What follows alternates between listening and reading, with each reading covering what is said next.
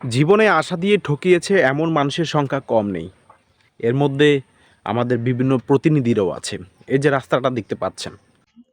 আমার জন্মের পর যে কত প্রতিনিধি পরিবর্তন হয়েছেন তার কোনো রেকর্ড নেই, বাট সবাই কথা দিয়েছেন একটাই, যে এবার যদি আমি প্রতিনিধি হতে পারি তাহলে আপনাদের এই ইটের রাস্তা আমি পাকা করে দিব। সবাই কথা দিয়েছেন কিন্তু কেউ কখনো কথা রাখেনি।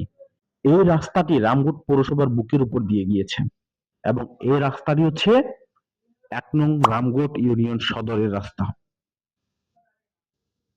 তবুও কেউ কখনো কথা রাখেনি। সবাই বলেছেন একটাই কথা, যে আমি যদি প্রতিনিধি হই তাহলে এবার এই রাস্তাটা অন্তত এবার এই রাস্তা পাকা করে দিব। সবার কথা শুনেছি। আমাদের এই অত্র এলাকার মানুষ